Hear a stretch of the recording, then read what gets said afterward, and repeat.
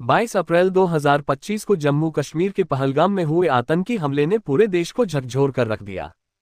इस हमले में 26 लोगों की जान गई, जिनमें 25 पर्यटक और एक स्थानीय निवासी शामिल थे। ये हमला बाइसारन घाटी में हुआ, जिसे मिनी स्विट्जरलैंड के नाम से जाना जाता है। इस हमले के बाद राष्ट्रीय जांच एजेंसी एनआईए और अन्य सुरक्षा एजेंसियों ने त्वरित कार्रवाई शुरू की, जिसके परिणामस्वरूप कई अहम खुलासे हुए और 2 स्थानीय निवासियों को गिरफ्तार किया गया।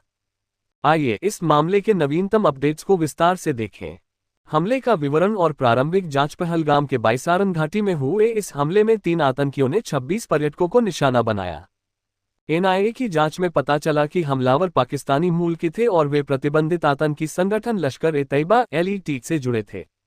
इस हमले की साजिश जम्मू के पुंछ जिले के देहरा की गली DKG क्षेत्र से रची गई थी, जहां आतंकी समूह 2023 की शुरुआत से सक्रिय था।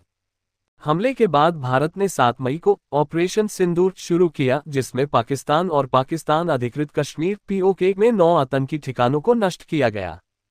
इस ऑपरेशन में लगभग 100 आतंकियों के मारे जाने की खबर है। गद्दारों की गिरफ्तारी 22 जून 2025 को एनआईए ने पहलगाम के 2 स्थानीय निवासियों परवेज अहमद जोधा बटकोट पहलगाम और बशीर अहमद जोधा हिल पाक पहलगाम को गिरफ्तार किया। इन दोनों पर आरोप है कि उन्होंने हमले के लिए आतंकियों को भोजन, आश्रय और अन्य रसद सहायता प्रदान की। पूछताछ में इन दोनों ने हमलावरों की पहचान उजागर की और पुष्टि की कि वे लश्कर-ए-तैयबा से जुड़े पाकिस्तानी नागरिक थे। ये गिरफ्तारी एनआईए की जांच के मामले RC-02/2025 नियर JMU के तहत हुई, जो हमले के बाद दर्ज किया गया था। आतंकियों की पहचान और उनकी गतिविधियां। पुलिस के अनुसार हमले में शामिल एक आतंकी आदिल हुसैन ठोकर था, जो अनंतनाग का निवासी था और 2018 में पाकिस्तान या POK में चला गया था। इसके अलावा 2 अन्य आतंकी अली भाई उर्फ तल्हा भाई और हसीन मूसा उर्फ सुलेमान पाकिस्तानी नागरिक थे। ठोकर के नेतृत्व वाला ये समूह पिछले 1 साल से क्षेत्र में सक्रिय था। जांच में ये भी पता चला कि आतंकियों ने त्राल के जंगलों से 20 किलोमीटर की दूरी तय करके पहलगाम में हमले को अंजाम दिया था।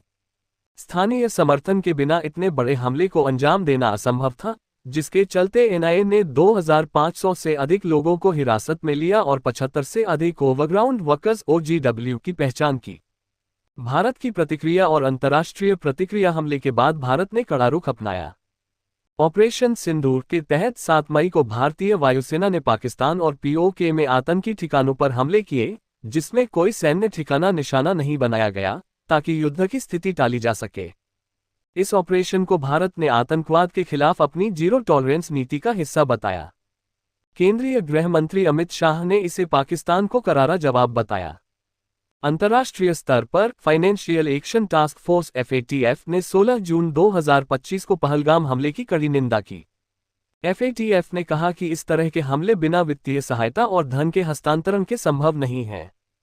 संगठन ने पाकिस्तान को ग्रे लिस्ट में वापस डालने की संभावना जताई, क्योंकि भारत ने इस हमले में पाकिस्तान की भूमिका के सबूत पेश किए थे। पर्यटन पर प्रभाव और पुनरुद्धार। हमले के बाद पहलगाम में पर्यटन बुरी तरह प्रभावित हुआ था। बाजार और सड़कें सुनसान हो गई थीं। हालांकि जम्मू कश्मीर के मुख्यमंत्री उमर अब्दुल्ला ने 23 जून 2025 को बताया कि उनकी सरकार के प्रयासों से पहलगाम में पर्यटन फिर से पटरी पर लौट रहा है। उन्होंने कहा कि बाजार अब पर्यटकों और स्थानीय लोगों से गुलजार हैं, जो क्षेत्र के लिए सकारात्मक संकेत है। मई के अंत में अब्दुल्ला और उनके मंत्रियों ने पहलगाम में कैबिनेट बैठक आयोजित की थी, ताकि पर्यटकों का आत्मविश्वास बहाल किया जा सके। राजनीतिक प्रतिक्रियाएं। नेशनल कॉन्फ्रेंस के अध्यक्ष फारूक अब्दुल्ला ने केंद्र सरकार पर सवाल उठाए और पूछा कि इतनी भारी सुरक्षा व्यवस्था के बावजूद आतंकी पहलगाम में कैसे घुसपैठ कर पाए। उन्होंने स्थानीय प्रशासन की भूमिका पर भी सवाल उठाए। दूसरी ओर कांग्रेस सांसद शशि थरूर ने संयुक्त राष्ट्र में इस हमले में पाकिस्तान की भूमिका को उजागर किया, विशेष रूप से रेजिस्टेंस फ्रंट TRF के दावे को, जो लश्कर-ए-तैयबा का एक प्रॉक्सी संगठन है। निष्कर्ष। पहलगाम आतंकी हमला भारत के लिए एक गंभीर चुनौती था, जिसने न केवल सुरक्षा व्यवस्था पर सवाल उठाए, बल्कि भारत-पाकिस्तान संबंधों को भी तनावपूर्ण बना दिया। एनआईए की त्वरित कार्रवाई और 2 गद्दारों की गिरफ्तारी से जांच में महत्वपूर्ण प्रगति हुई है। हालांकि मुख्य हमलावर अभी भी फरार हैं और जांच एजेंसियां उनकी तलाश में जुटी हैं। भारत की कड़ी प्रतिक्रिया और अंतर्राष्ट्रीय समुदाय का समर्थन आतंकवाद के खिलाफ इस लड़ाई में महत्वपूर्ण है। पहलगाम में पर्यटन के पुनरुद्धार से यह संदेश जाता है कि आतंकवाद भारत की भावना को दबा नहीं सकता। नोट: ये जानकारी विभिन्न समाचार स्रोतों और सोशल मीडिया पोस्ट्स पर आधारित है। स्थिति बदल सकती है, इसलिए नवीनतम अपडेट्स के लिए विश्वसनीय समाचार स्रोतों का अनुसरण करें।